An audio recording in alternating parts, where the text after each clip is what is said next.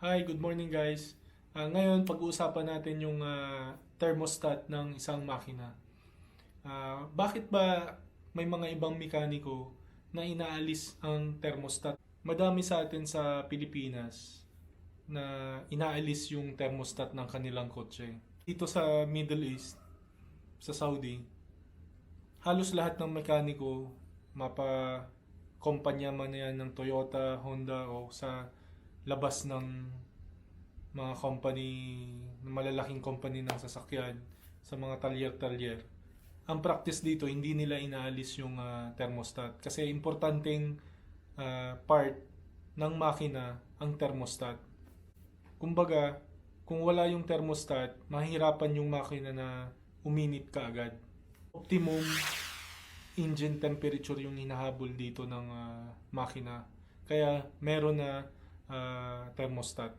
Para sa akin, dapat hindi inaalis yung thermostat kasi once na inalis mo yan, ang fuel consumption ng kotse mo ay tataas.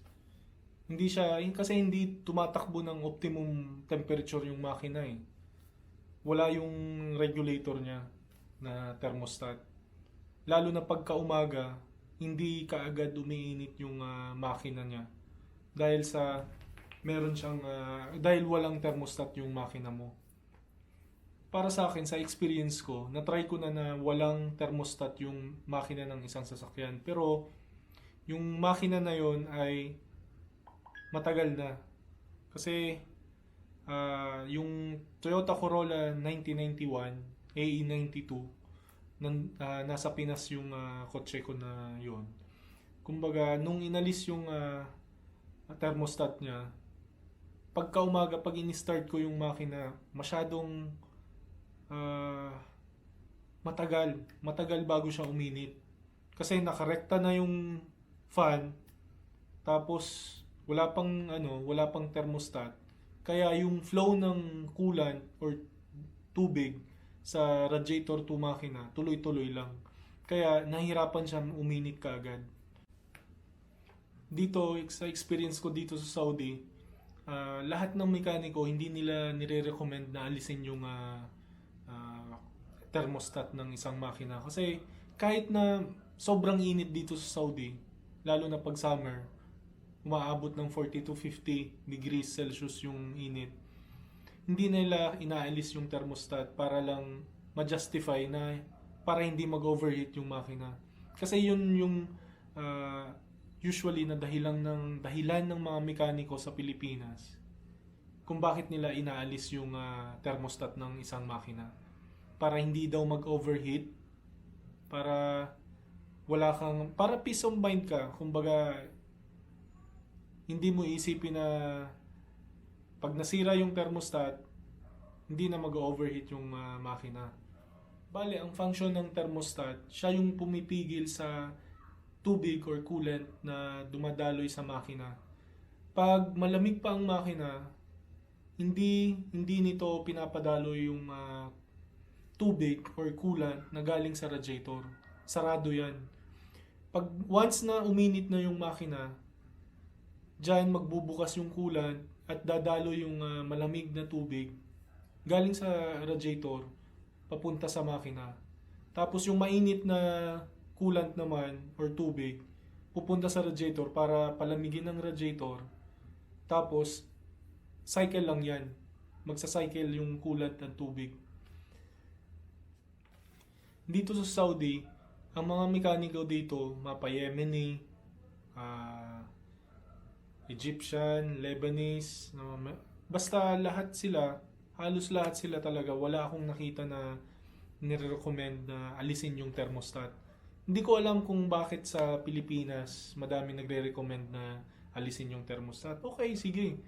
Sabihin na natin hindi nag-overheat or may peace of mind ka na hindi mag-overheat yung kotse dahil sa inalis mo yung thermostat. Pero ito lang yung based on experience ko na ang resulta ng pag inalis mo yung thermostat, magasto sa gasolina, madali ang buhay ng makina dahil sa wear and tear, carbon build up sa spark plugs mo, at hindi yan ilalagay ng mga car engineer kung walang pakinabang yung thermostat.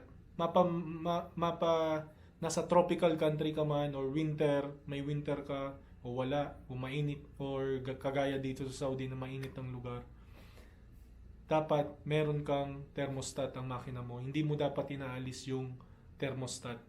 Kasi malaking role na ginagampanan yan para maging optimum, nandyan yung optimum efficiency ng engine mo.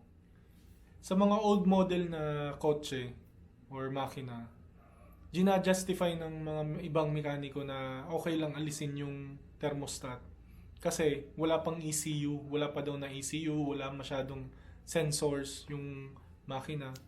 Pero isipin mo na lang to, kung noong panahon nilagay na nila yung thermostat, yung mga car engineer, tapos hanggang ngayon kahit may mga ECU na, may mga sensor na madami yung engine, nandyan pa din yung thermostat.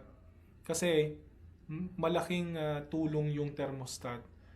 Pag mag-change kayo ng thermostat, isabay mo na din yung coolant, i-flush mo. Kasi pag inalis yung housing ng thermostat, madedrain yung coolant. Yun yung pinakamagandang time na din na i-flush mo yung coolant mo para isahan lang yung labor. Magkano ba ang isang thermostat?